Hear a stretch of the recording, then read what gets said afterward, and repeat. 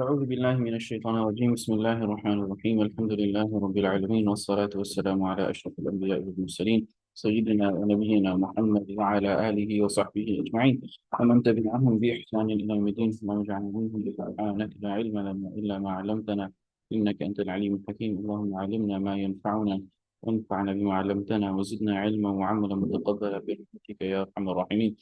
ربنا لا تزغ قلوبنا بعد إذ هديتنا وهب لنا من لدنك رحمة إنك أنت الوهاب. الله لا إله إلا هو الحي القيوم، لا تأخذه سنة ولا نوم، له ما في السماوات وما في الأرض. من ذا الذي يشفع عنده إلا بإذنه، يعلم ما بين أيديهم وما خلفهم، ولا يحيطون بشيء من علمه إلا بما شاء. وسع كرسيه السماوات والأرض ولا يؤوده حفظهما وهو العلي العظيم. قل هو الله أحد الله الصمد لم يلد ولم يولد ولم يكن له كفوا أحد.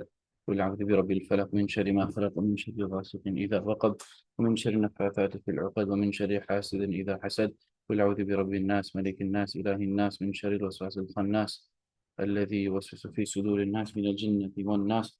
اللهم أنت ربي لا إله إلا أنت، خلقتني وأنا عبدك وأنا على عهدك ووعدك ما استطعت، أعوذ بك من شر ما صنعت، أبوء لك بنعمتك علي وأبوء بذنبي فاغفر لي فإنه لا يغفر الذنوب إلا أنت.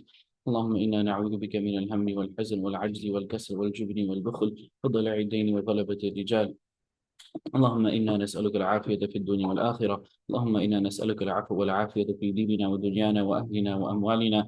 اللهم استر عوراتنا وآمن روعاتنا. اللهم احفظنا من بين أيدينا ومن خلفنا وعن أيماننا وعن شمائلنا ومن فوقنا، ونعوذ بعظمتك أن نغتال من تحتنا.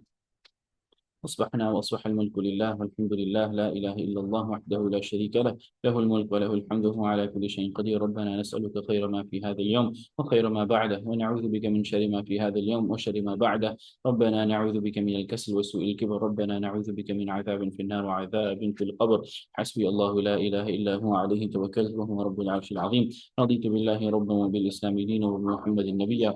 بسم الله الذي لا يضر مع اسمه شيء في الأرض ولا في السماء وهو السميع العليم. سبحان الله وبحمده، لا إله إلا الله وحده لا شريك له، له الملك وله الحمد وهو على كل شيء قدير.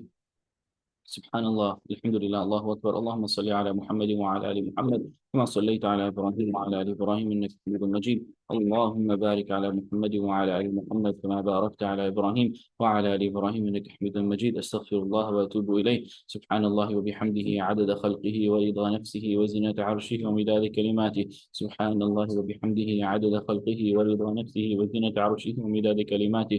سبحان الله وبحمده، عدد خلقه ورضا نفسه وزنة عرشه ومداد كلماته. Last year, uh, all of the non-Quranic adhkar for the morning, I covered and did a brief commentary and explanation on them.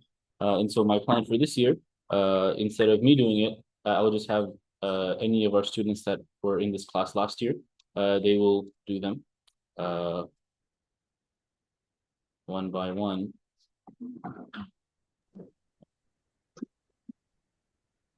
تفضلي.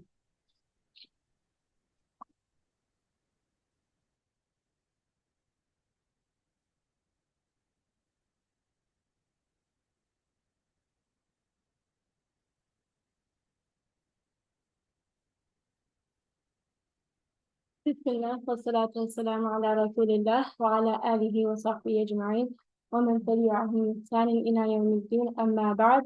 So today we'll be going over this afal, which is the one that we usually say, but it's the depthness of it is not something that we can encompass.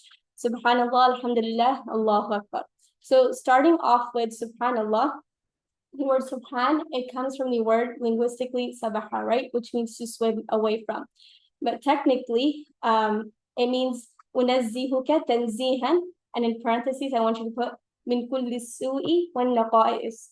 So the reason why I'm saying to put it in parentheses, the translation of that would be, I declare or deem Allah to be far away from, in parentheses, from any evil, from any blemish, from any imperfection.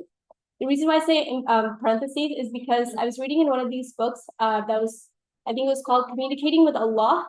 And it was going over this phrase, subhanallah. And so the author was explaining that this sentence, subhanallah, it's phrased in a way where it's supposed to be translated as, I declare deem Allah to be above from. Now the sentence, I declare deem Allah to be above from, is it complete?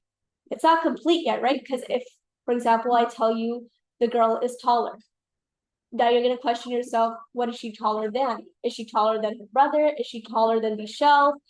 The sentence is not complete until the thing that it's compared to is also attached to it.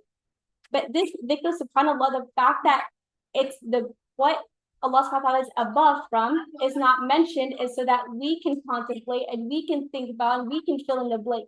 Allah is far above from any blemish. Allah is far above from any error. Allah is far above from my worries. Allah is far above from everything, and therefore He is the definition of perfection. Okay, and the fact that that now that we've declared that Allah subhanahu wa ta'ala is perfect, it gives us a source of comfort. It makes us realize that I might want my life to go in a certain way. I might have deemed that to be perfect, but I'm not perfect. And the fact that Allah is perfect, beyond any life coach, beyond any therapist, the fact that He can see everything and plan things out for me gives me a source of comfort. Does that make sense? So subhanallah is a very powerful phrase. And so going on to the next phrase, alhamdulillah. أنزهك تنزيها من كل السوء والنقائص. There are other definitions of it too, but it goes off of any defects. He's above any imperfections and all of that. The next phrase, alhamdulillah. So this one is also very deep. I cannot so I'm just going to stick to the part of hamd, and I'm not, because the alif lam and all that adds a lot more depth to it. So the word hamd, it comprises of two definitions: all praise and also thanks and gratitude. So going off of praise, we usually praise someone for a reason, right? It's the reason being is an inherent quality of theirs. It may not be a favor that's done to us. For example, we might say the girl is tall. Now, did the girl do something to be tall? No, right? It was just something that she had in her. Or that person is very artistic. That's a compliment. But did that person necessarily, it wasn't like something they did for you, right? It was a quality of theirs. And so when you start praising someone, that praise turns into love. So, for example, I want you to think of someone that you look up to, whether it's a celebrity or whether it's a body or a scholar, whoever it is. When you praise someone for their quality or whatever it is, you naturally start to love them. And that love turns into you having a good opinion of them, right? And so you start getting emotionally attached. As you get emotionally attached to them, you go from praise to love to now submission. Now, if they, for example, you were to host them, you would host them in the best possible way. You would serve them whatever you could. So you went from praise to love to submission. So with Allah subhanahu wa ta'ala, when we say alhamdulillah and we're praising Him for things that may not even, like the trees right there, right? Or anything else that may not necessarily do a favor. It might not have been there. It might not be doing a favor for you directly, but it's a quality that Allah subhanahu wa ta'ala has made. A beautiful flower, you praise Allah for a flower. And what ends up happening is you start to love Allah. When you love Allah, you have a good opinion of Him. You start to realize that if Allah subhanahu wa ta'ala can create all these beauties, then He surely is perfect and He surely is planning out my life in the best possible way. And that turns into submission. The next part of alhamd, or hamd itself, is gratitude or thanks.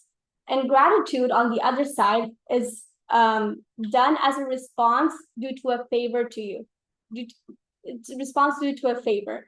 And Allah subhanahu wa ta'ala says in Surah An-Nahl where وَإِن تَعُدُّوا نِعْمَةَ اللَّهِ لَا تُحْصُوهَا, that if you were to count the blessings of Allah, you would never be able to count it. And subhanAllah, just the floor that we're standing on, like the thousands of rocks that are beneath it so that the surface can be lifted up so that we can walk on it, we can never be able to count those little things, the number of cells that we have in our body. And so this leads us to being grateful to Allah subhanahu wa ta'ala. and in three ways. So we can be grateful to Allah subhanahu wa ta'ala through our heart, through our tongue, and through our limbs. The way we are thankful to Allah subhanahu wa ta'ala through our heart is by connecting the blessings that we have to the source of the one who gave the blessing. So for example, I've gotten for example, I've made a dish, right?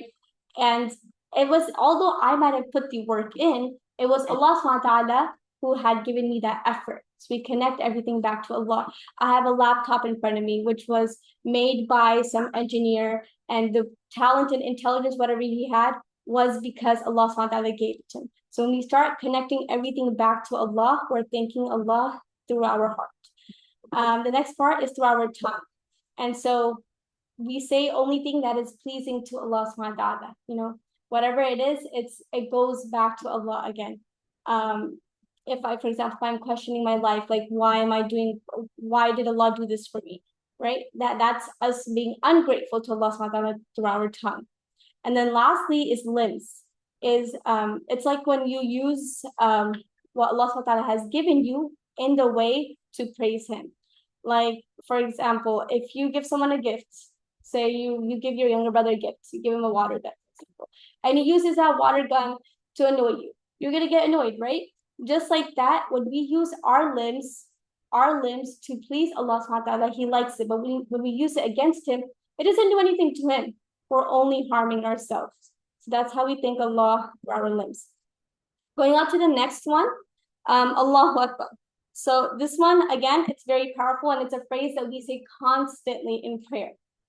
You know, Allah subhanahu wa ta'ala could have used Allahu Kabirun. He could have used, there's many adjectives, and he could have used different ways of it, but he used isn't tafdeel of it. He used Allahu Akbar. And usually sometimes it's translated as Allah is the greatest.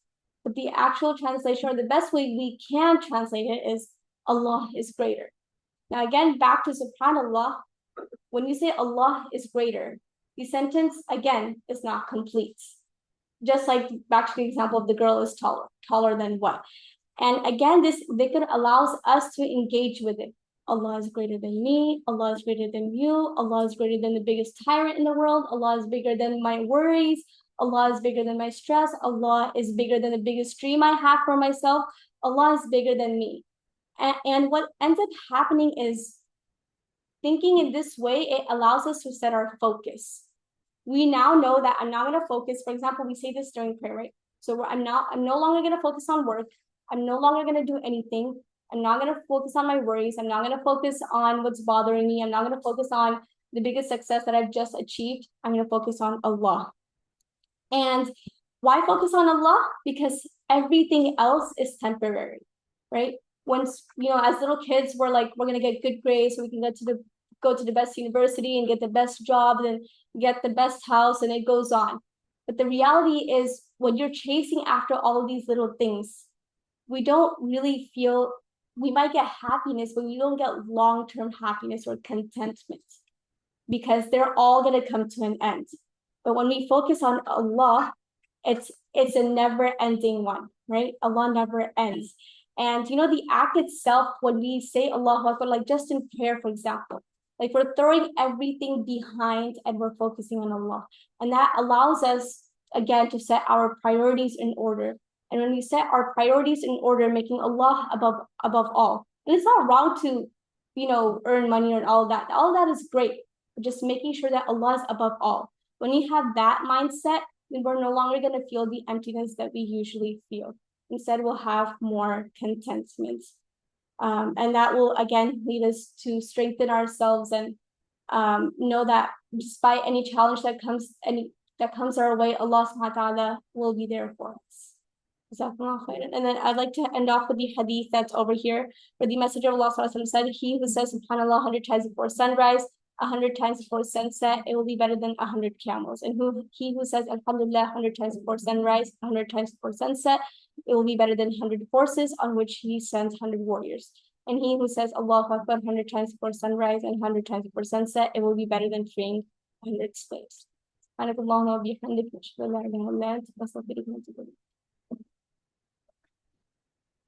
Anybody have a question? Well, so why do people say glory be to God? It's just not a phrase that's translated correctly. So like when anything is away from imperfection and it becomes perfect, it's glorified. And also one of the definitions was Allah's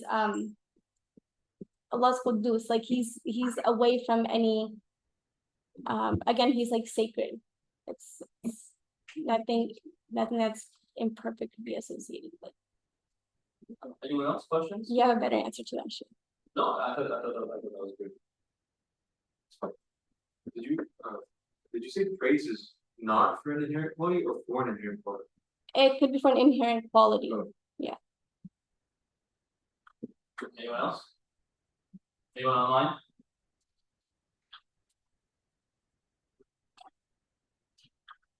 Who's volunteering to go next to you?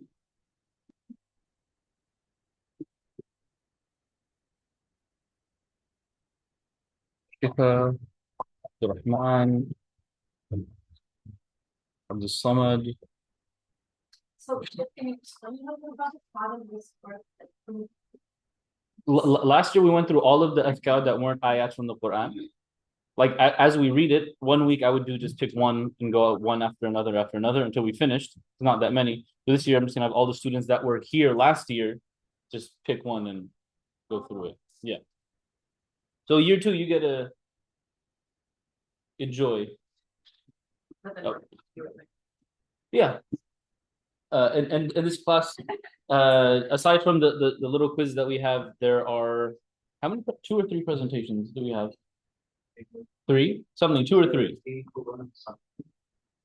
Yeah, so one somewhere in December, one somewhere in after Ramadan, and then one somewhere June, July. All right.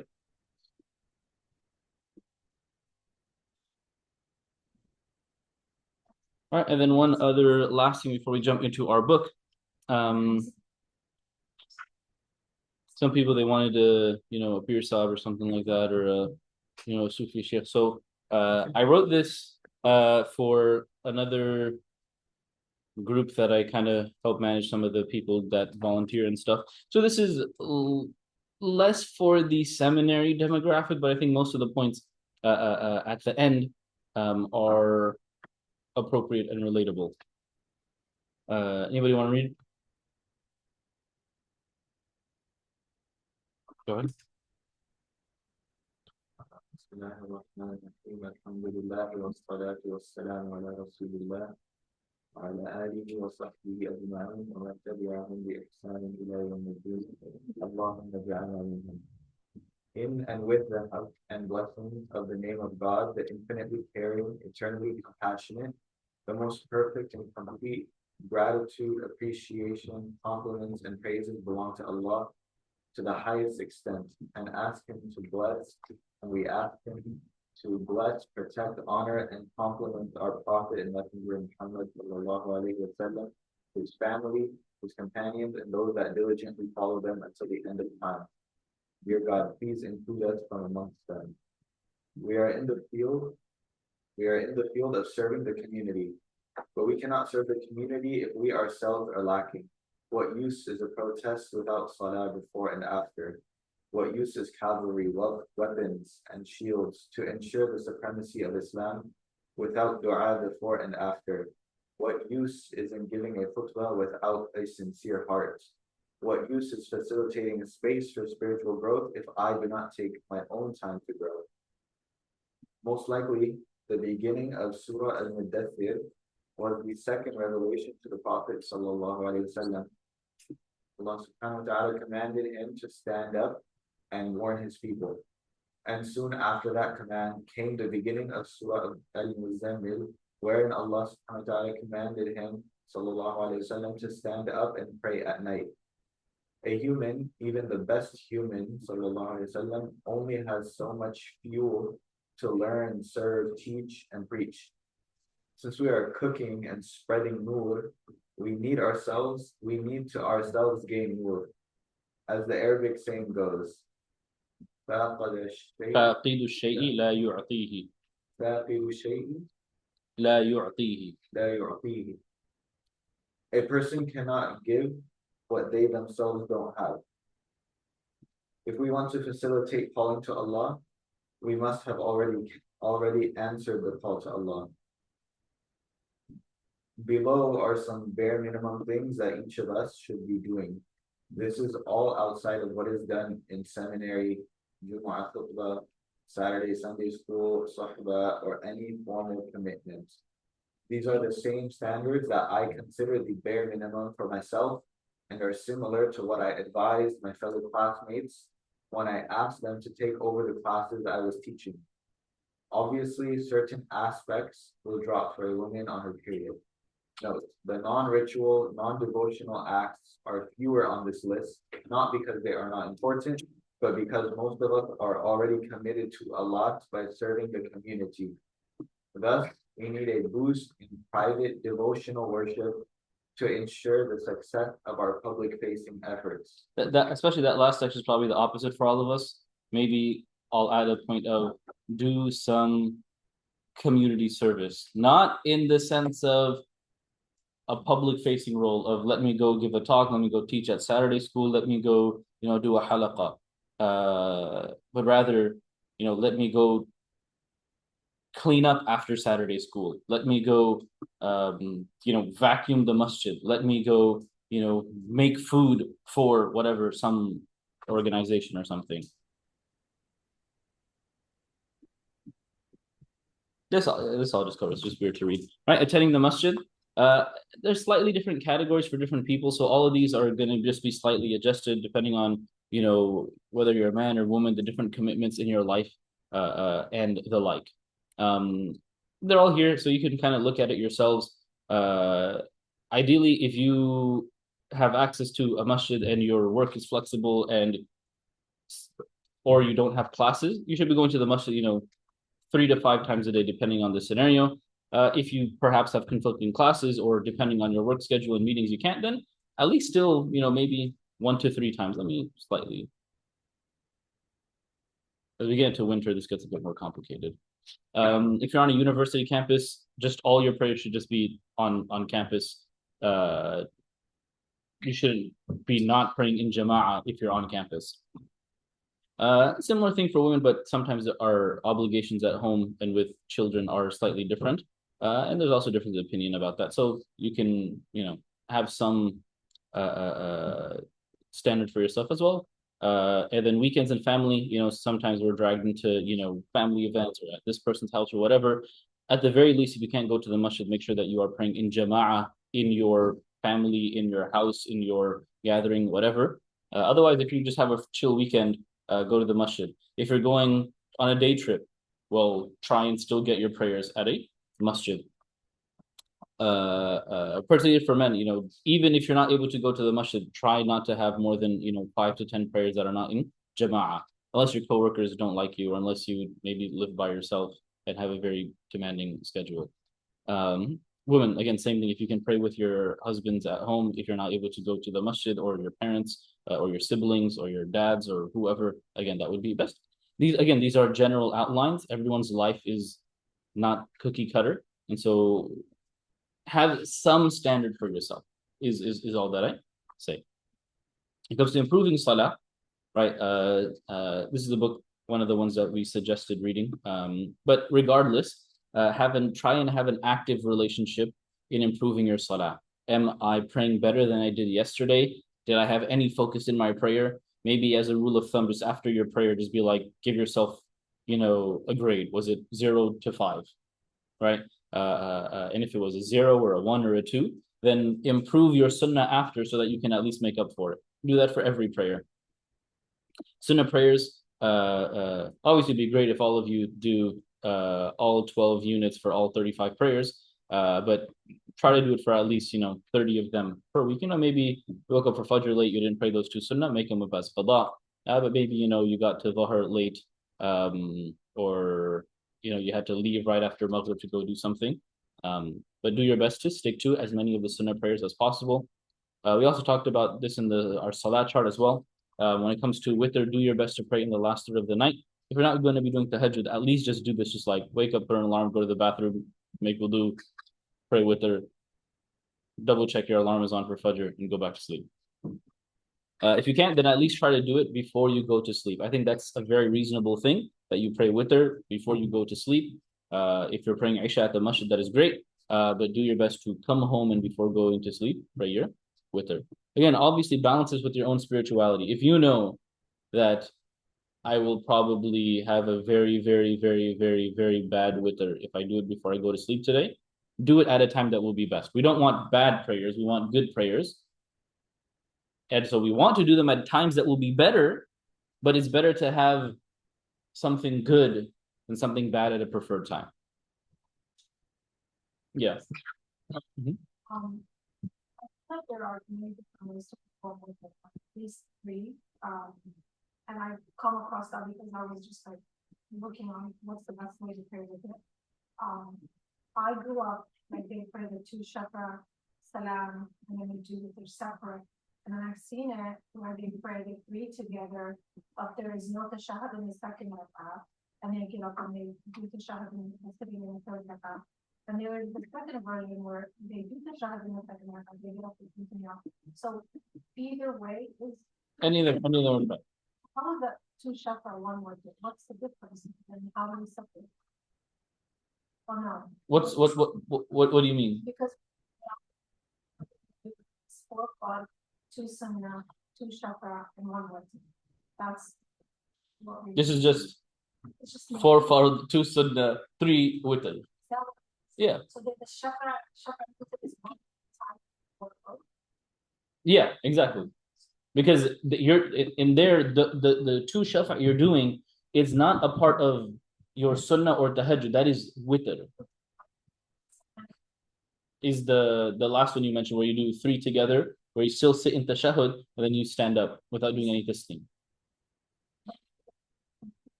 before going to ruku'. Before going to ruku'. Cool. After you. So you try Surah Fatiha, another surah, Allahu Akbar, then you do qunut, and then you go into ruku'. Yeah. Yeah. What is that terminology you mean? The shafa and the, I always heard that one. Shafa just means even. Yeah. And witr just means odd. The shafa the other way around? Is that because we're both, I think we're just before, usually before. Yeah, that's how the other 3 madhab do it. Shafi'is, Malikis, and Hanbalis. Good? Yeah.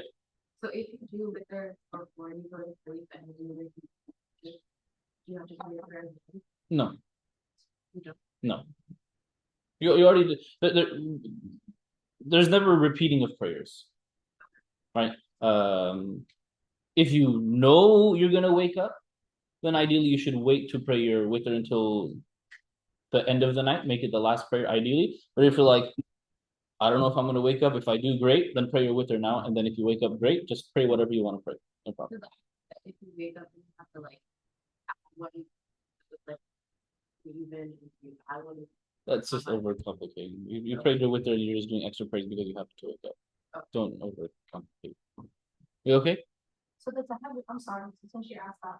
So if you don't pray with it, because it happens sometimes where you have the intention to wake up, but then you die. And then you want to pray for the intention, right? It'd still be tahajjud. If you pray the 2 rak'ah, and then. Even if you prayed witr before going to sleep? Yeah. Yeah. I even heard like the tahajjud, does not necessarily, let's say you prayed with them, you went to bed, right? You woke up in the middle of the night for whatever reason, because you're already confident, and you're awake. But the tahajjud does not necessarily need to be just the law. You can just sit in bed and make dua. That is also part of tahajjud, because you're making dua and supplicate with Allah. But I don't. I mean, that's not tahajjud, but that's still a very beautiful, amazing thing to do. ينزل ربنا تبارك وتعالى في ثلث الليل الآخر.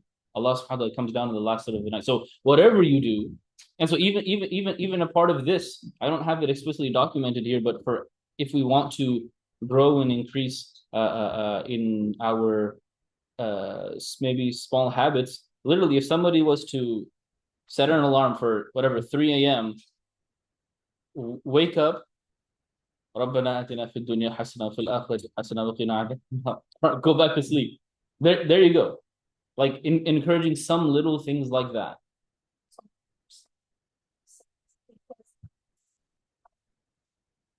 Yeah, no doubt. No doubt. Also making a form of that reciting, making dua, that is also Allah subhanahu wa ta'ala isn't it the last 30 of the night, and he's giving to the following. Yeah, and actually I'll even take back my salah thing. Whatever is going to be the most sincere, right? Like at the end of the day, right? Because and it's something that again people get really caught up in Ramadan. Oh, I want to pray. Like, dude, you're just It's not motion.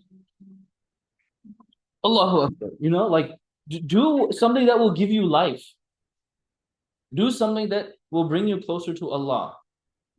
And mujahadatul nafs is there's a part of fighting against your body, but you need to fight against your soul. That's the bigger thing. If I need to force myself to make dua or read Quran or say subhanallah a million times, right? Do that instead of falling asleep. I think you said something about like rating your prayer. Or is it a number or something? Can you explain that? Like, It's very open-ended, subjective. I just came up with it literally right now. Like if after you pray, just be like, wow, that was for me like a C. So then make sure your sunnah is after an A. That doesn't mean if you prayed an A fard, then you're like, all right, I can do a C sunnah. But like it should fuel you to be like, all right, at least my sunnah, I'm gonna pray better to make up for that. The document you have at the top, you don't want us to pull that out, like you want us to print it out and keep it personal because you don't, because I just opened it once and I looked at the things you have. And one was prayers, like to fill in your prayers. I want everybody to do that. If somebody can do it through a Google Sheet and you just share it with me, I'm not gonna go and like look every week. I will just glance at it for accountability. Because think about branch and stuff, but I'm like, well, I see that shit have them, but I don't know how I feel about like filling it up because then I don't want to be forced to change the intention. Because now I'm gonna share it. Now I just don't. I'm not gonna like be like, what did you do? So forget about me. Keep that for your own self. But let me know that you did it. Okay? Reciting the Quran with your own tongue and your own lips, do so for like 60 minutes a day. Ideally, looking or through memory. Listening to somebody else does not count. And if somebody is not able to recite Quran a certain part of their time, then still have some relationship, still either be reading something about it, understanding something about it, having some relationship with it for, around 60 minutes a day. Memorizing the Quran, again, have some goal. If you've already memorized it, great. If you have not, have some goal. Even if it's like, you know what, by the end of this school year, I will have memorized one ayah. Like just give yourself some goal, something to hold yourself accountable to. Daily afkar, that's what we read at the beginning. Pick a minimum of 3 separate afkar for kind of each thing, waking up, morning, after salah, evening, and sleeping. This is the full version. So all of these are sectioned out. So the ones in the morning and evening, sleeping, after fard prayers, and then just general. So at least pick, if you're like, I cannot do all of these, everything and all of them, even really at the end of the day, did the Prophet ﷺ, if you go and read Imam Nawawi's Al-Afkar, if you were to pray Fajr and read his morning Afkar that he has documented there, it's going to be Dhuhr. Like, so these are perhaps things the Prophet ﷺ just said for different people from different time to time. So go and pick a handful for yourself. Even the shortened version that we use, I picked some and I left some. So pick which ones do I like, which ones vibe with me, which ones are maybe I already know them, but I can hold myself accountable to. Pick just a handful of those. Dua, whether it be after salah or before sleeping or just whatever, have like 5 minutes a day where you're just like, this is my time for dua. Come early to prayer, between the adhan and the iqamah, make dua. Have some time for this every single day of your life. Salah on the Prophet sallallahu alaihi wasallam, again, do it after prayer. Just do it throughout the day. You're all in year 2 and above, so you're probably saying it, like 50 times in Riyadh al-Salihin. In Sirah, you're probably doing it again, in year 3, you're doing it in Mishkat, in both of your periods of Mishkat, and then you're doing it also in Sirah. But have some time outside of a textbook to also, again, do some salah on the Prophet sallallahu alaihi wasallam. Fasting, have some connection to fasting. At least 3 times a month would be great. At least once a month, so even if you have makeups, you at least have some way of getting to it.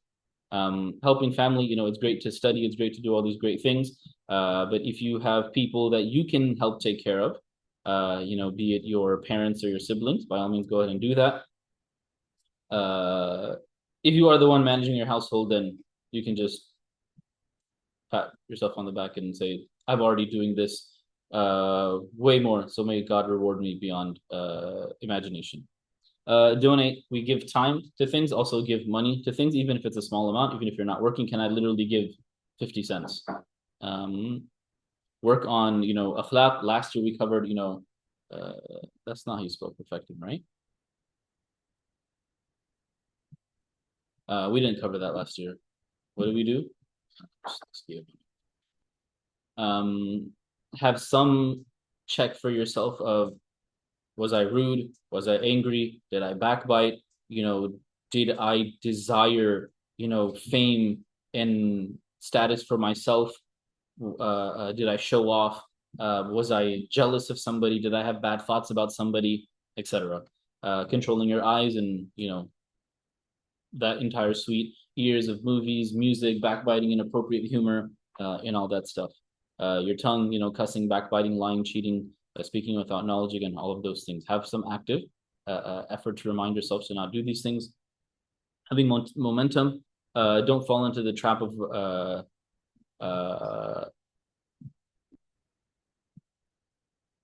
I don't even know what I meant by this. Just do things yourself.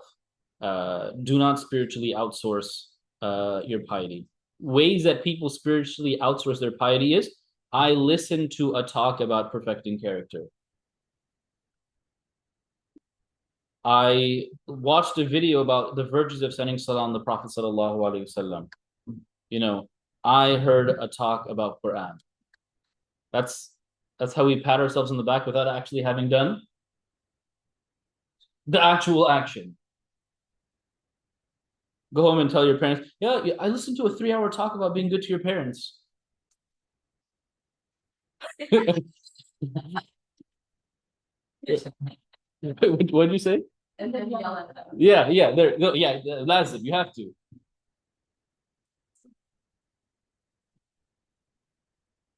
Yeah. Number 9 and 10.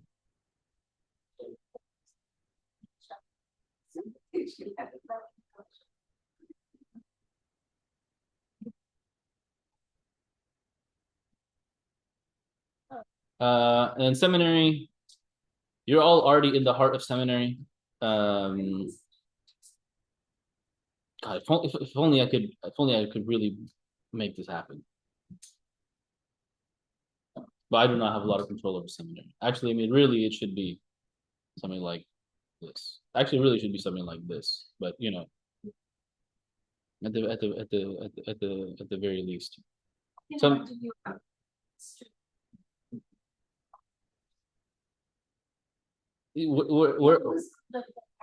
husband did perfectly down when we first got married. Please allow me to share this. So we worked when we first got married. The first month we had to drive away. We worked for a year straight, no days off. So 7 days a week. We were young. We just got married. We're talking 24 years ago. So I came to the country, no Spanish, didn't. I never worked a day in my life. So he taught me how to work. Right, I was 18 at the time. So I'm working, and then one day I don't know what he asked me to do, and I was frustrated because all of the workers we work with, the people we work with, the workers Spanish speaking only. I only English and Arabic. So then he noticed I was frustrated, you know, he's like, listen, be a student that when the teacher asks you to do something, you know you're gonna get an A, or go for the A plus. If you're gonna get a B, go for the A. Don't settle. So I want you to be that kind of worker. Always, if I ask you, go ask how much are the oranges, don't go just say the oranges are 50 cents. Come back and tell me the oranges are 50 cents a pound, but if you buy like 100 pounds, then we'll give it to you for 35 cents. Do the extra homework. And I had that like stuck in my head. So I remember you every time I think about school like that shit. Please, please have some standards for yourself. You know, just it's crazy. Sometimes I get messages from people like, I can't come to class today because I have to give a khutbah. You still need to learn. What are you giving in your? Yes. Huh? No. No. What? It says my name again? Last week it was Sheikh Zaid's picture with my name. This week again, is it Sheikh Tariq's picture with my name? On what website?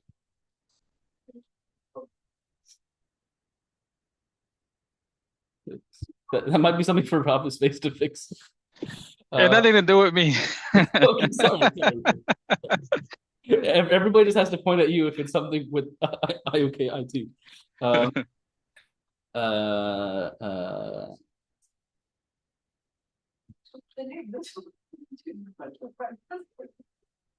No, that's not them. And then the craziest is when someone's like, oh, I couldn't take my exam. Okay, when do you want to take it by? They gave me a date. They still didn't do it. And then I realized they were giving a talk somewhere. And I'm just like, have some standards for yourselves. Always double, triple check with your teachers. Get, an opinion from at least 1 to 3 teachers about, hey, this is an opportunity that presented itself. Should I go in? Do it. You don't know how many people in year 1 are low-key like muftis on the side, and like the teachers are like, you're failing fiqh, but you're giving people fatwa. We live in a crazy world. All right.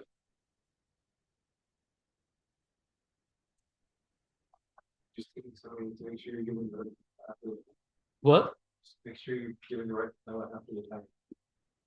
So you give it when you come to class. Anyways, okay, we good? There's a question right here.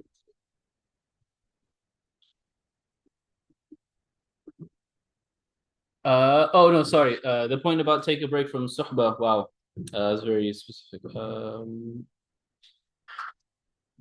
Where does it say that?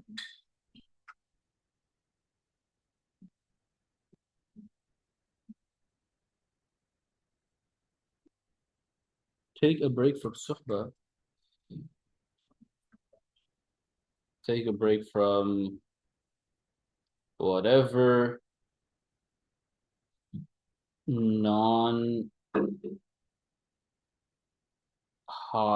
take a break from non-priority commitments. What I mean by that is you can't be like, all right, family, I'm not doing well in school, so I'm gonna take a break from you. And seminary should be from your top, 2 or 3 parties, like family, work/school, and seminary. Anything else you do after that, even if you're like, the halaqa leader, that's a 4th thing that's not a part of your key priorities, right? So those are the things to be dropped. You see people who drop seminary to continue their extracurricular. It just doesn't make any sense to me at all.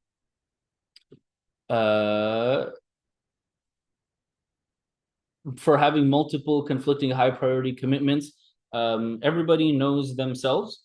If you find yourself where you are not doing justice to some of them, then reach out to your respective commitments and see how they can be accommodated. If they cannot, then something needs to drop. But also realize there is, okay, you know what?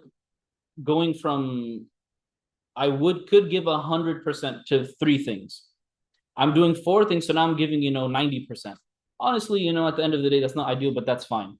Sometimes you see people who are like, I can't manage that. I'm literally failing in one aspect, and so, but I don't want to give that up. So even as you see, this is suhbah related. I told them, like, if you're in seminary, I already know your transcripts. And if you're working, I said, you know what? In an ideal world, I could ask you for, your like a letter from your boss or whatever. And I started off first. You can go at Sheikh Farhan, Sheikh Noman, my IOK performance review. And I said I could literally send you my boss's performance review of me from whatever our last quarter or whatever. And then I had some of my suhbah volunteers who literally, as an extra thing, went to their bosses and sent me an email saying so and so is doing great at work. So if that's a scenario you're in, then great. If your boss is like, you're literally failing, then we need to figure out what things can we cut. If you're failing in seminary, what other things can we cut? If you're failing at family, there's a whole other problem. Again, I don't want this to be very technical and specific, but these are broad things too. Keep in mind and always review for ourselves. And if you're in a place where it's not clear or you're not sure, by all means you can come in, talk to different people to get an idea. Okay. Any other questions? Alrighty. I know some of you asked me, I want a regiment, I want a shift to, overlook me. This will be your document. All right, Islamic manners. Wow, we're already at 10:17. Sometimes this class is just really slow. Sometimes this class is just really fast. Do I want to keep reading? Go ahead. May the praise and glory, may the best of praise and glory be to Allah subhanahu wa ta'ala, the Lord of the universe. May the choicest of peace and salutation be on his messenger Muhammad sallallahu alaihi wasallam, his family, and his pious followers who follow his guidance and etiquette. O Allah, guide us to follow them in words and actions until we die.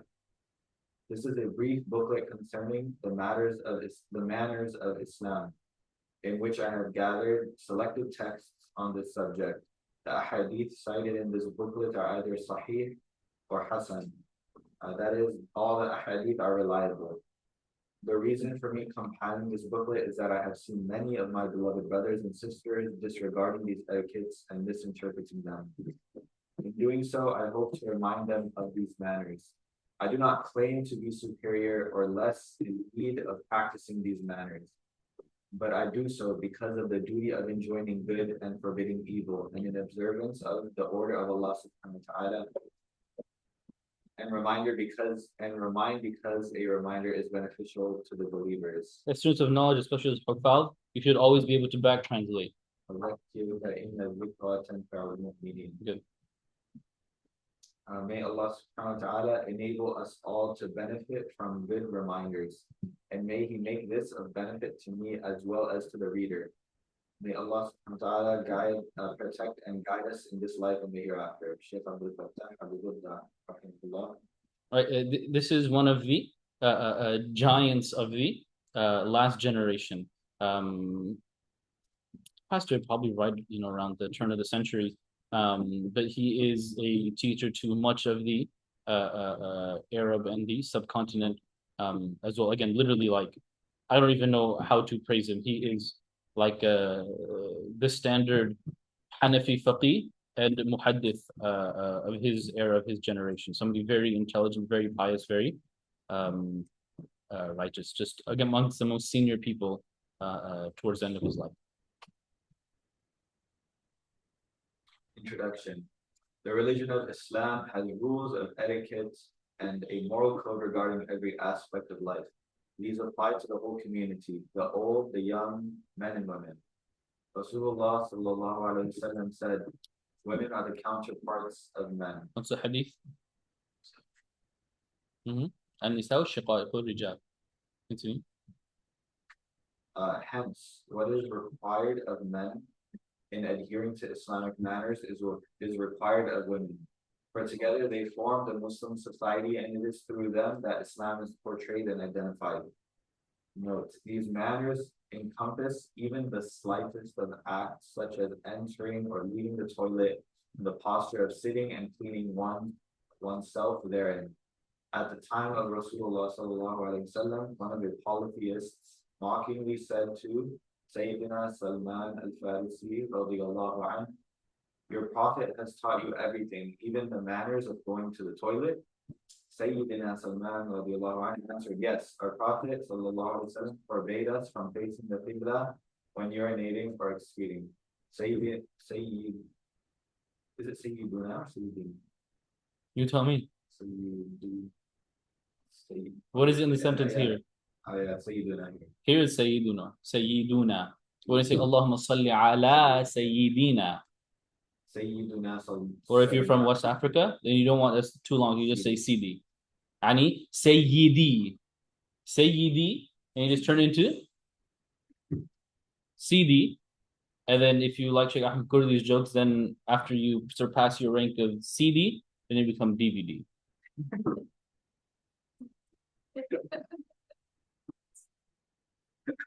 Anyways, continue. It never made it stand again. I guarantee. Sayyidina Salman radiyallahu anhu continued, the Prophet sallallahu alaihi wasallam forbade us from using the right hand when cleaning ourselves and commanded us to use at least 3 stones for cleaning. Sahih Muslim.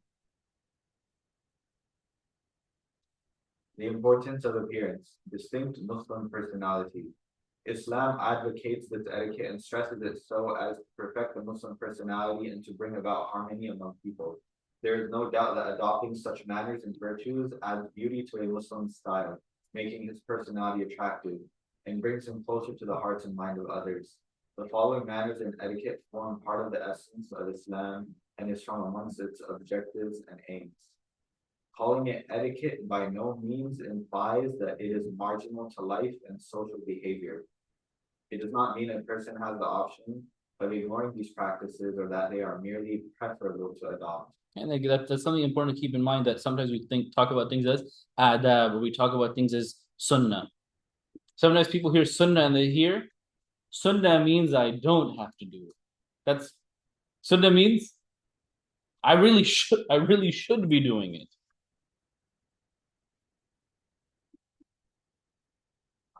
Imam al-Qarafi rahimahullah ta'ala says in his book Al-Furuq, while discussing the point that manners rank higher than deeds, know well that a small amount of etiquette is better than a whole lot of good actions. Ruwayn rahimahullah ta'ala, a righteous scholar, told his son, "O my son, make your deeds like salt and your manners like flour," referring to the fact that dough consists of more flour than salt. That is, one should have more manners than deeds. An abundance of good manners with a few good deeds is better than a multitude of good deeds with a few good manners. It's something to always keep in mind, something that you'll read a lot in Riyadh al-Salihin as well as other books, the entire chapter on Babu Kathrati Turuqil Khair, the chapter in regards to the abundant avenues of good, right? And one thing constantly stressed in that chapter is imatatul adha anit tariq, removing harm from the road, where your action is really the stopping of something.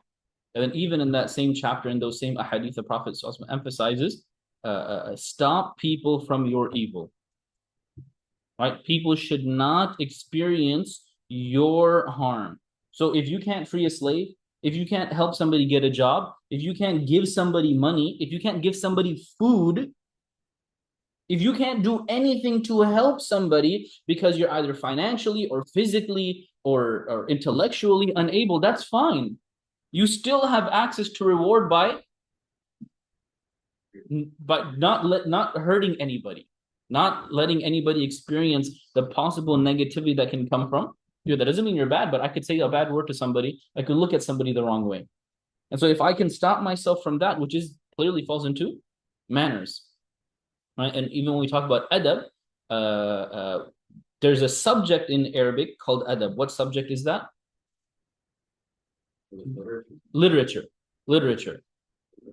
How are they related? When you do adab in literature, you use the right word at the right place. So same thing, adab in terms of manners, you respond and you act with the etiquette that is appropriate at that time in that place. Right? I mean, very, very simple example, depending on, who I'm speaking to, sometimes depending on the environment, the scenario, the topic that I'm speaking about, the level the audience is at, my voice will be louder and higher and more energetic. In a different scenario, somebody's coming to me asking me, about a very personal, deep, issue.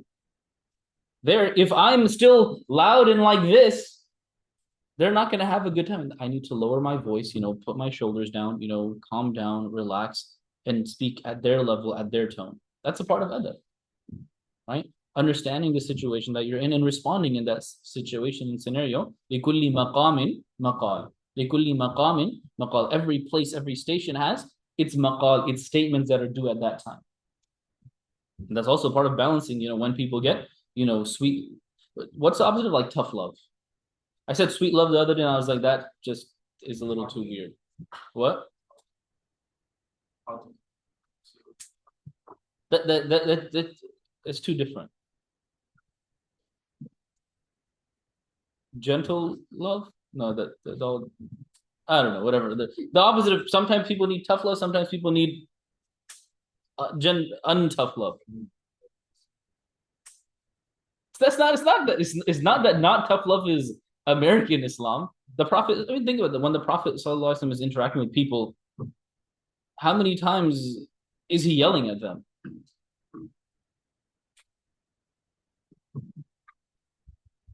Like, when did he go to Abu Jahl and say, Abu Jahl, you idiot, why are you worshipping idols? Never. Literally never. Right? And so his general personality is one of being gentle, right? For the afu, right? When you deal with them, be forgiving and gentle and let things go. Gentleness, sympathy. Yeah, I guess be empathetic versus. I wanted to be a sifa to love. So you can say tough love and then something love. Anyways, we get the point. Yeah. لكل مقام مقال. لكل مقام مقال.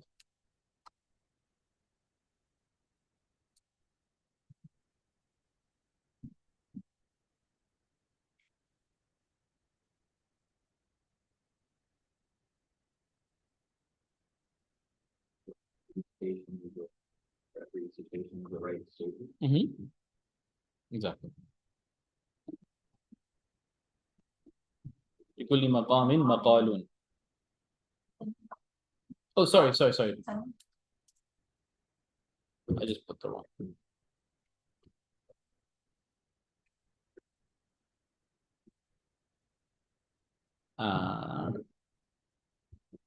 But and you'll hear things about this from scholars. You kind of hear two things. I wish I spent more time learning Arabic instead of fiqh and hadith, and they will also say, I wish I spent more time learning adab.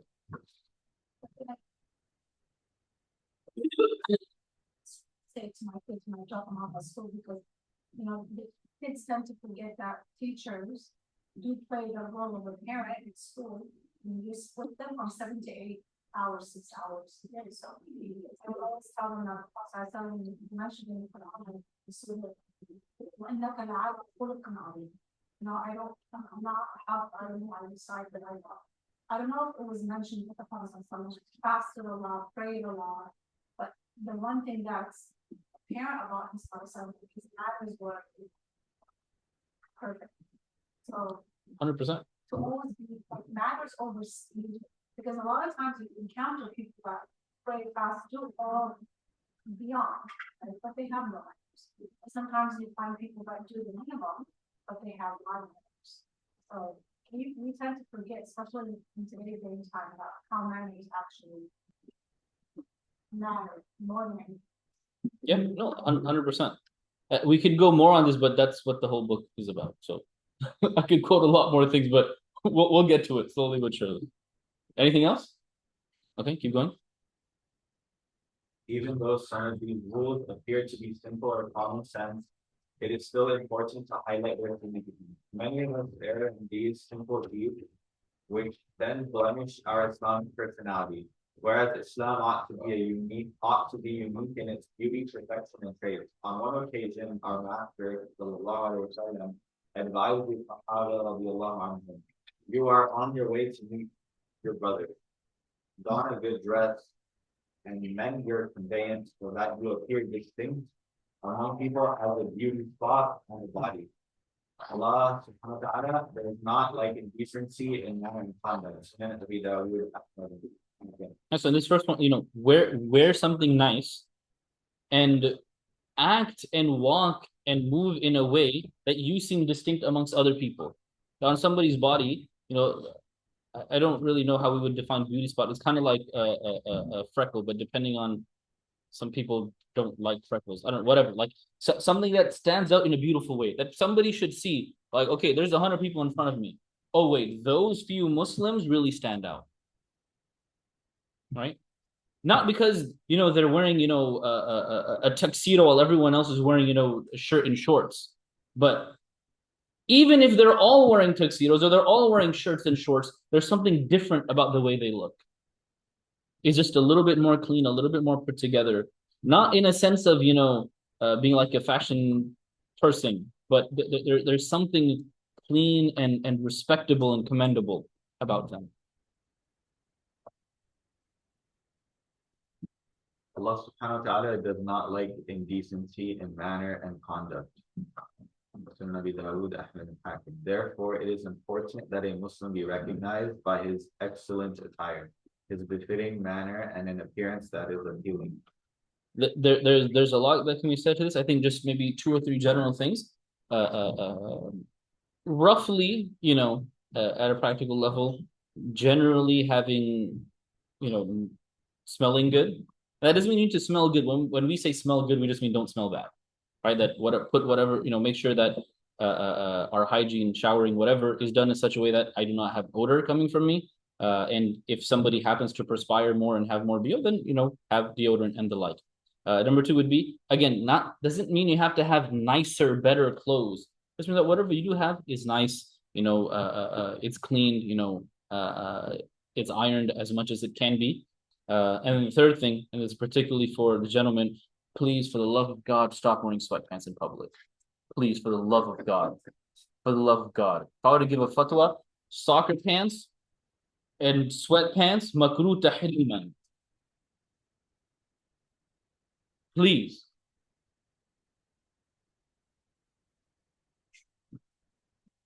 Please. Nobody wants to see that. Okay? Sorry. We all okay? Soccer pants and sweatpants, my fatwa, makruh tahriman. Is not allowed unless your shirt very clearly goes halfway down your thighs and will stay halfway down your thighs. Please, let me know. Huh? Either you get looser, just wear shorts on top of it. Wear something loose so that things do not protrude.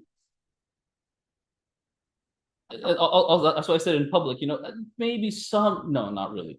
In theory, somebody could conceive of some leeway in sports, but just wear shorts on top of that or get a baggy jersey. But at least in public, oh my God, do not wear soccer pants or sweatpants.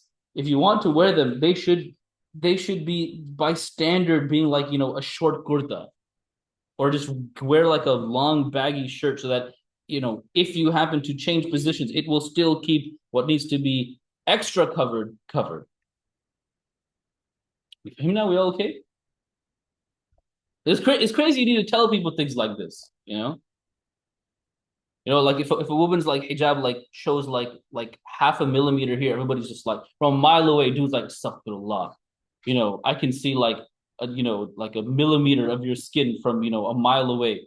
Dude's got,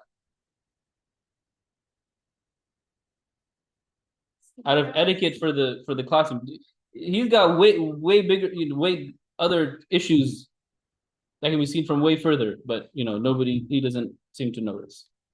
May Allah help us and give us all a level of modesty and properly dressing. And this is an address to the Prophet sallallahu alaihi wasallam as well. وَثِيَابَكَ فَطَهِّرْ. My Prophet, you're going to be in front of people, so clean your clothes, dress appropriately. Okay, continue. Just really quick. Yeah. Is there a difference of opinion on men's awra? In terms of the actual balance? Is it or everyone say it's from navel to Everyone says navel to the knee. The discussion on does navel count and do knees count? There's a more technical discussion in the Maliki school of what is the minimum awra when it comes to praying versus in public. So some say that knee caps uncovered essentially like okay. Yeah. But see, even with that, fine. Even if somebody takes that opinion, well, your shorts need to be in such a way that if your kneecaps are showing, nobody can see up your shorts and see your thighs. We okay? If someone's wearing like basketball tights, for example, and it's just like skin tight, that's fine, right? As long as it's covering.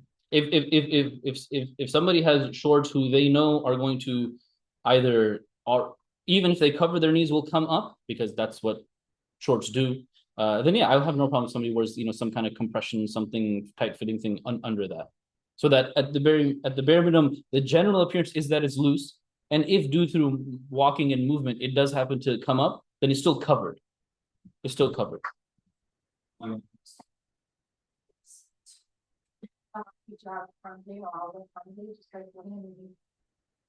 But it's not like it doesn't exist already for men. It already exists. You if a dude wants to wear other like bare bones, not even like the specialty stuff, like wear a pair of tights with decent shorts on top, you'll be fine. There you go.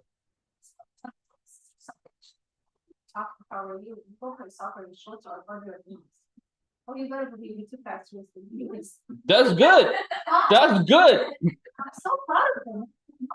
I don't know, it's crazy, but I do see guys with, the shorts are very short, very tight. Mine with the skinny jeans and the muscle shirts, and I'm like, why is that okay?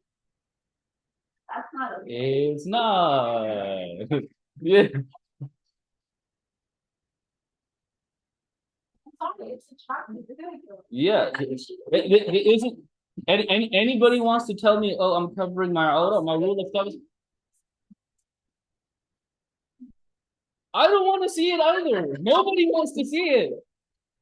If I can see your phone protruding from your pant pockets, your shirt needs to be longer or your pants need to be looser. Yeah, no, I 100% agree. Dania.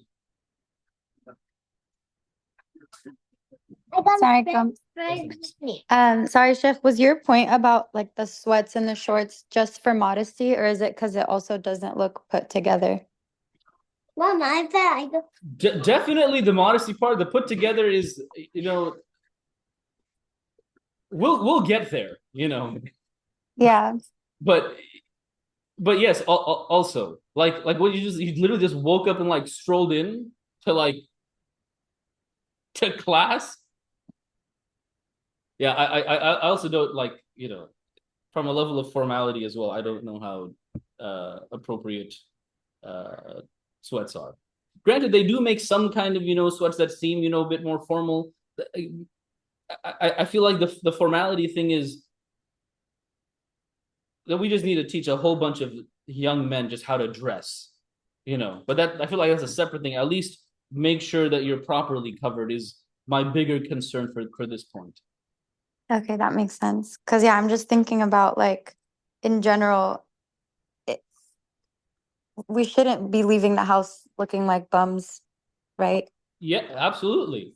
100%. 100%.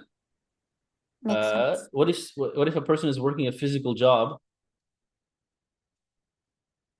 What does that mean? I mean, if you're working physical, I would assume you have proper cargo pants or work jeans and boots, and you can get those that are very skinny. You could also get those that are appropriately sized. Leadership just started a few years during COVID, athleisure became a thing. Hey. I know. That's me. It's me. But it's. I'm not everybody. I much prefer to be like in sweats and sweaters and maybe just throw my bag on the. You know what? Me too. You know, it could be very uncomfortable, depending on like manufacturers and materials and all that. So athleisure became a thing that they made it to where it's both formal and it's comfortable. And again, I guess I understand what you're saying, like, you can choose it to be very tight and fitting, or you can choose it to be. Yeah. We should have formal Fridays. Also, we touched on within the home. This may be a cultural point, but some insist on a more formal look even at home. What would be the proper adab from an Islamic point of view? That's a very good question. Appearance within the home, it depends on who you live with. If you live with your parents, dress in a way that's again befitting and appropriate. With your spouse, I'll just say whatever you and your spouse are comfortable with, but again, in a way that you and your spouse don't become comfortable just being bums around each other. Again, life's different, and if you go to sleep looking like a bum and you're both okay going to sleep like there are I'm saying like bum, but like we get the point of like being very casual and the like.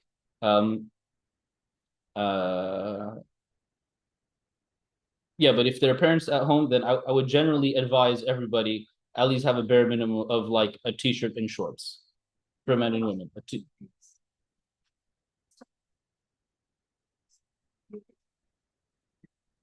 Yeah, it's not like I know about. What's the question? So like my situation was like I don't want to just be a something. So what would be the limitation for that? Because I've heard different opinions. I'm like words, but like what's the limit that you can do? Like is paint up okay? Shirt okay?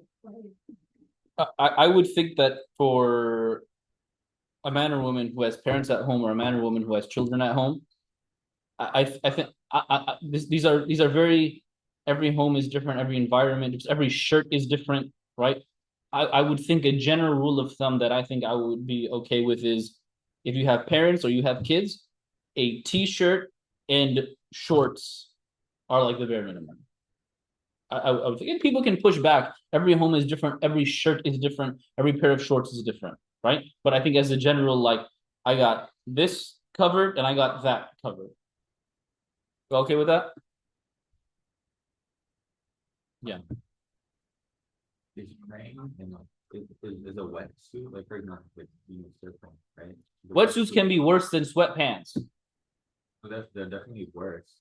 Yeah, they are. But I'm just saying, like, for example, would you be able to pray in them? Like, it's obvious. Listen, there's the technicality. Like, is your salah jaiz? It's hard to say no. So it's just about. But don't use that standard.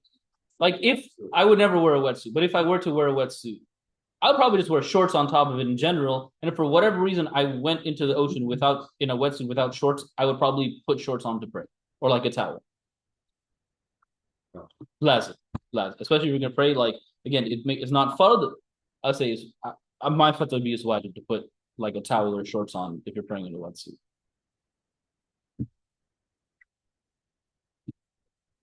He bought it. He did it, not me. So when you go on vacation for women, and you go on vacation, you want to go on beach, you want swimming with them. Now there are some that like knee-high shirts that you can't deny them. Fitted, and then you have the skinny caps that are fitted up top. And then you throw some thong on top of it, What do you do? Does that mean you just go to the beach and you don't enjoy it, or do you stay away because? And quite frankly, that can be problematic in some relationships because one wants to go, the other is overminded. I don't have a answer for that. I think a part of that is beaches and environments can be different, and sometimes you can get away with we're very far from other people. Sometimes you get away with this is loose. but anything loose when you go in the water will not become loose. I don't want to give a.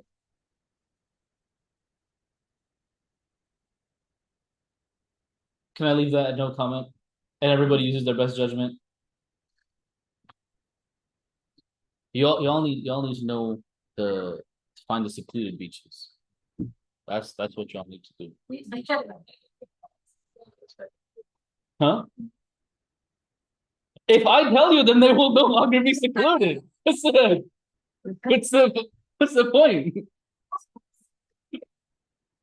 If you do want a really like private like enclave to yourself, off of PCH and by Crystal Cove, in 2019 that house cost like $11 million.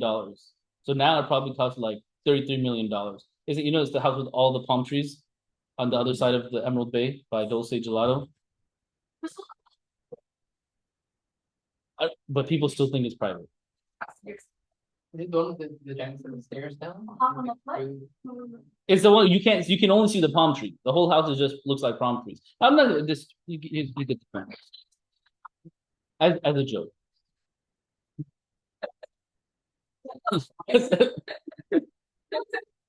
Unless we all pitch in together and we all get 7 minutes of the house.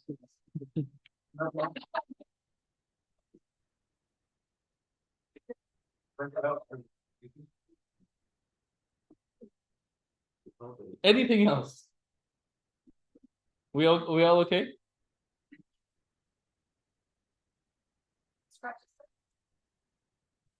I legitimately did not think this is where we would go at the we know. No, I know, I understand. When it came up, I was like, oh wow, but I just did not anticipate this coming up. That's right. Anything else?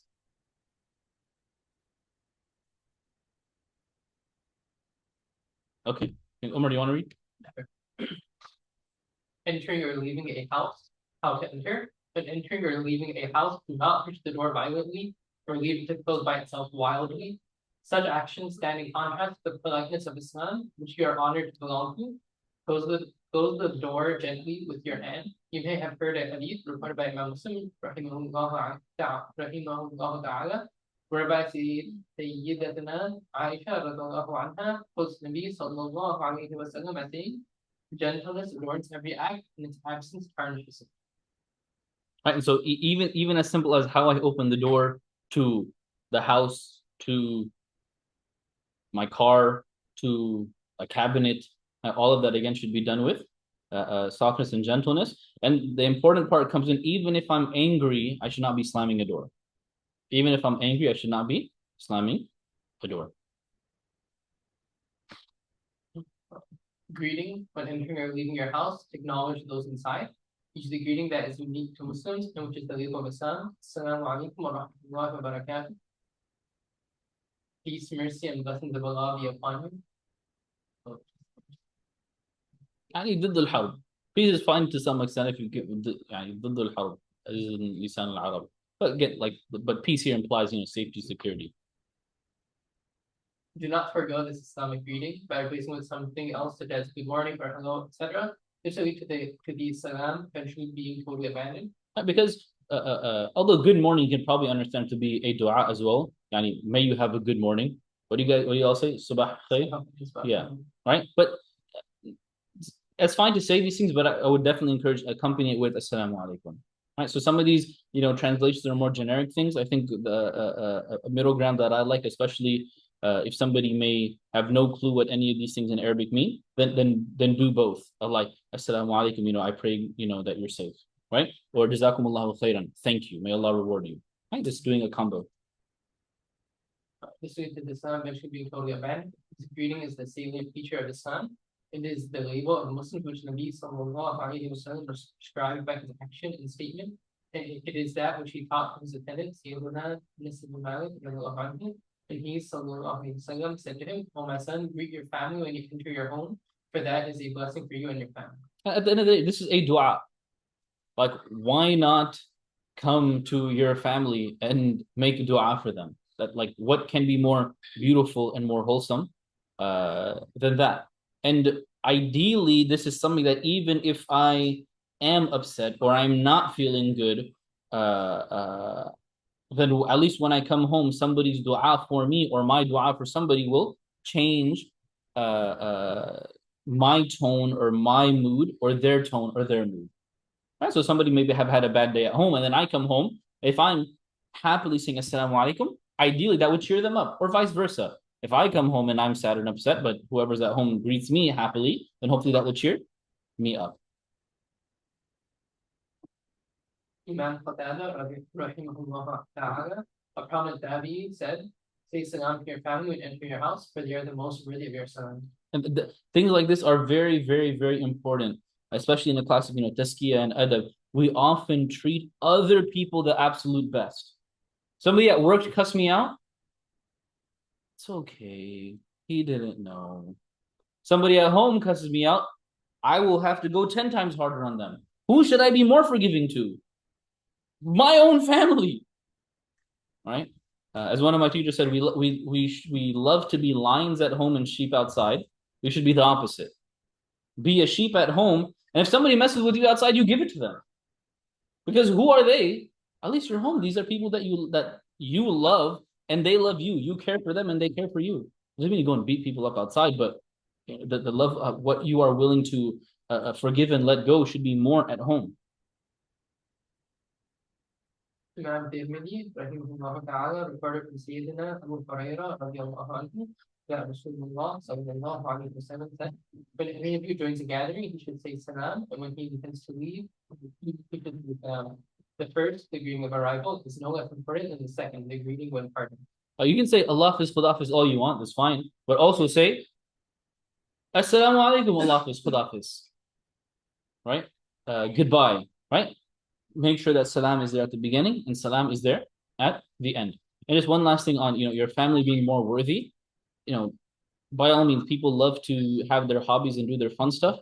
If your family, your own household will enjoy and partake in those things, do that for them, as well. I'm not really into barbecue, but there are a lot of people who are.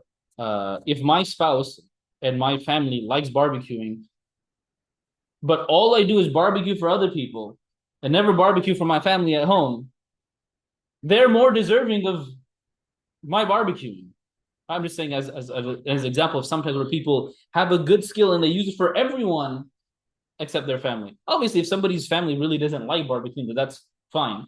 But if you have those things in, utilize it for your family. See? Announcing your presence. When entering your house, make your presence known to those inside before approaching them, so that they may not be startled by your sudden appearance. Do not appear like one who is searching for a fault in them. Sayyidina Abu Ubaidah Amir ibn Abdullah ibn Mas'ud radiallahu anhu said, when my father, Abdullah ibn Mas'ud radiallahu anhu, used to enter the home, he would make his presence known by speaking and raising his voice, so that they may become aware. Like, when you enter into the home, obviously we just learned, enter the door, nicely and saying Assalamu alaikum or Assalamu alaikum wa rahmatullahi wa barakatuh. Don't say this. The point is, many people think it's to greet the angels. Sure, by all means, if nobody's there, sure. But also, in case you should say it in such a way that everyone inside the home should be able to hear you. So if somebody's at the furthest end of the house, sometimes it might get very hard. But even if somebody's in the bathroom of a room at the end of the house, ideally they should be able to hear it. Right? Every house is different, So if you live in a 700 square foot apartment, you don't need to yell it so that your neighbors know you're home. But the point is that no one is startled. No one is like, wait, who just came into the house? And depending on somebody's house, sometimes it can be a little bit weird and creepy that you just hear a door but nothing after it. Like, wait, who just came in? Right? And so announcing yourself so that people know, okay, somebody is here. I need to just be aware, or I need to go and do something. Maybe somebody's in the middle of changing. Somebody's in the middle of, I don't know, running from the shower to the bathroom or something like that, right? Everybody knows what the situation is and they can deal with it appropriately. And that also gives you time to, so that you don't, again, barge into or run into somebody who is not in a appropriate state. That doesn't mean somebody's doing something bad. But I'm forgetting if this comes in here. Yeah, the example comes up. Continue. Imam Ahmad ibn Hanbal rahimahullah ta'ala said, when a person enters his house, it is recommended that he coughs or taps his shoes. It's not that itself is sunnah, it's make sure people know you're there. So if you knock or we just talk about not slamming doors, but you close your door in such a way that it's loud enough, or you just say assalamu alaikum, loud enough. His son Abdullah rahimahullah ta'ala said, when returning home from the masjid, my father used to announce his arrival before entering by tapping his shoes. At times, he would do so by coughing. And if you live in a 500 square foot, no, not even. You live in a 200 square foot house. I mean, it's very easy for you tapping your shoes on the door. Everybody inside will know you're there.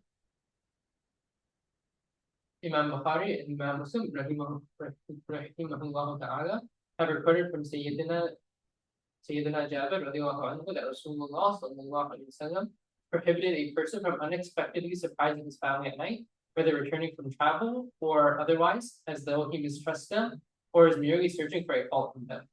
Because this goes in both ways. If you barge in, you may see somebody at home in a situation they don't want to be seen in, and you might see them in a situation you don't want to see them in. And that's why the Prophet ﷺ would always have somebody, if they're coming from a large group, one person would go ahead and announce, they are coming tomorrow, so that everybody knows. And perhaps that is also a part of one of the wisdoms of the Prophet ﷺ, going to the masjid before going home, because his wives would generally know, all right, he's at the masjid, we can hear the hustle and bustle and people coming to him and talking to him. So him coming to the masjid praying 2 rakats is probably also an indication of giving a precursor, reminder that he is home. Obviously, in today's day and age, we have phone calls and texts and all of that, so the precision doesn't necessarily need to be as much. But if you're coming home late at night or something, whatever, or you land, hey, I've landed, I will probably get home somewhere around this time, and just giving people these reminders so nobody is startled. That's a longer section. That's a long section. I guess we'll just end here. Any questions, comments? We kind of covered at the beginning. These are somewhat, basic things, but things that sometimes we often neglect or overlook or do not think about, even if we do them. Hopefully, this will give us a level of thought and kind of reorienting, what we do things and why we do them. For entering the home, women should announce as well as men. Yeah, both people, everybody.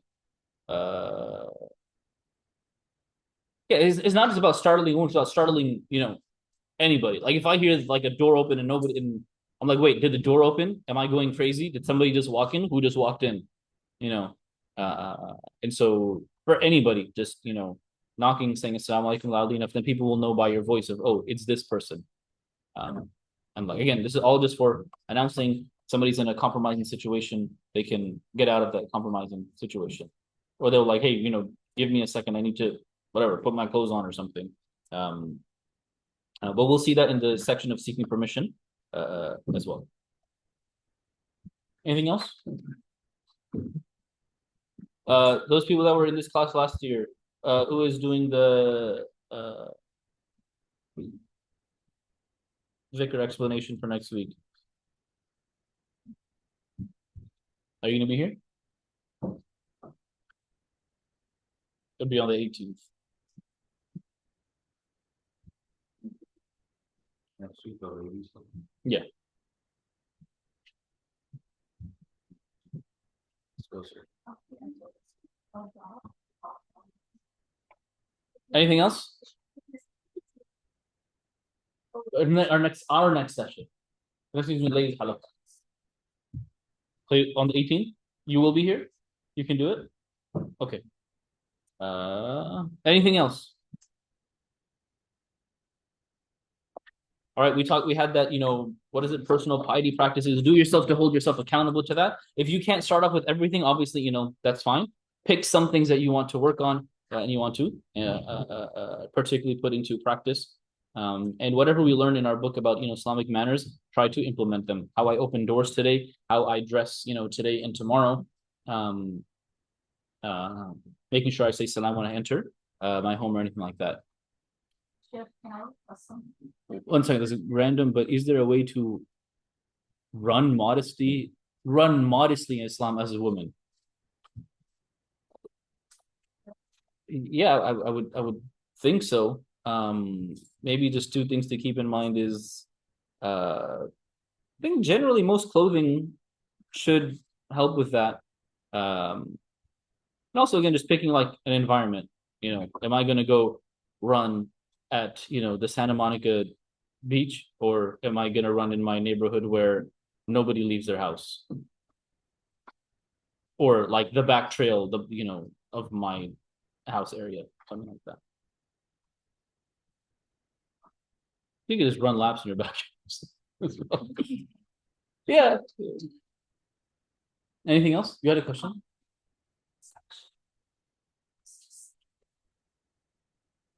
That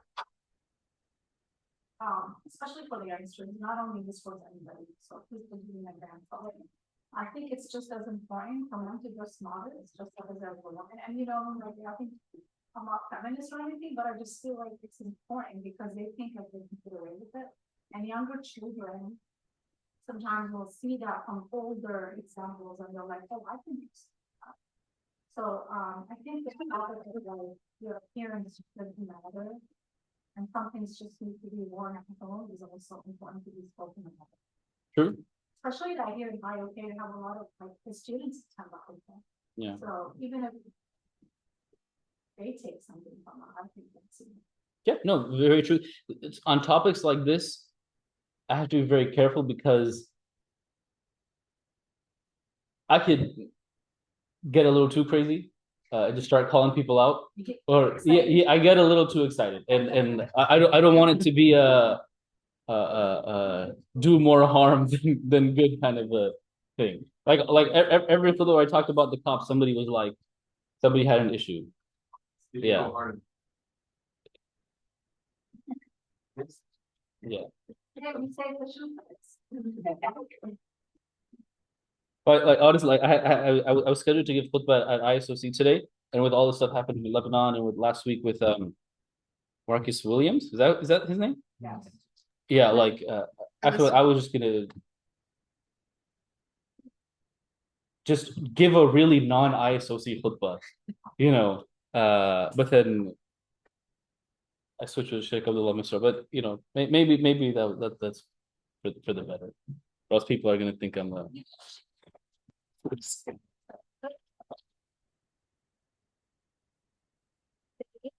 comfortable with talking about, that means there's a way to speak.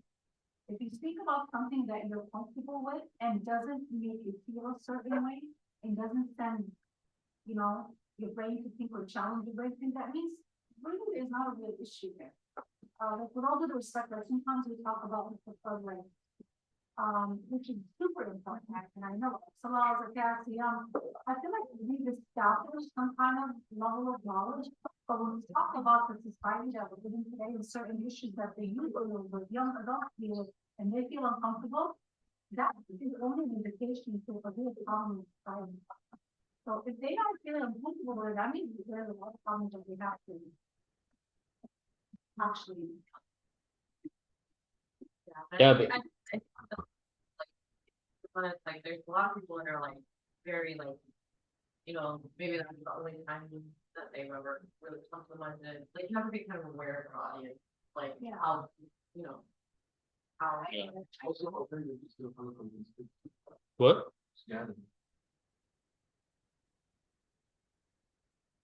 Then I have to hang out with these kids. You don't want to shit?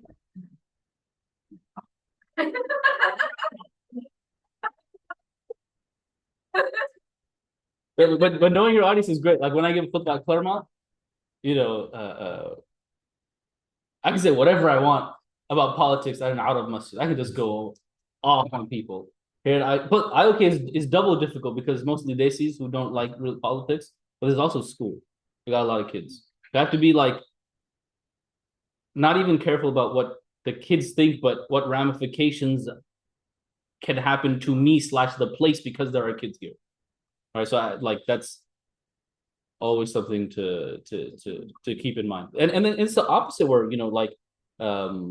a lot of my in-laws have kids that are, again, right around, like 5, 7, 10 years old. Like, I want to bring my kids to the khutbah, but sometimes they talk about things like LGBTQ, but they're saying like homosexual, and they're saying such words that like my 7-year-old is going to be like, what's a homosexual? And it's like, it's great that you're talking about that, but the way and the verbiage you use needs to be in a way that you don't give thoughts to a 7, 10-year-old. Even when I talk to, like preteens or teenagers about, how to not watch pornography or masturbate, if I use those words, they're like, I don't know what pornography, let me go look up what pornography and masturbation is. Like, that's not the point of why I talk to you about this. Right? So just being very aware of. Yeah. Mushkil. And then somebody's like, you didn't miss out this, important point of the khutbah. It's like, I have 25 minutes. What do you want me to do? I could explain every detail in a 14-hour, seminar. 25 minutes. I can barely talk about the introduction to the topic. Okay, I'll let everybody go. I'm always here to, if people want to talk more. Subhanallah bihamdihi, subhanallah al-azim, subhanaka wa bihamdika, nashhadu an la ilaha illa anta, nastaghfiruka wa natubu ilayk. Sallallahu ta'ala ala khayril khalqi Muhammad wa ala alihi wa sahbihi ajma'in wa man tabi'ahum bi ihsan ila yawm الدين.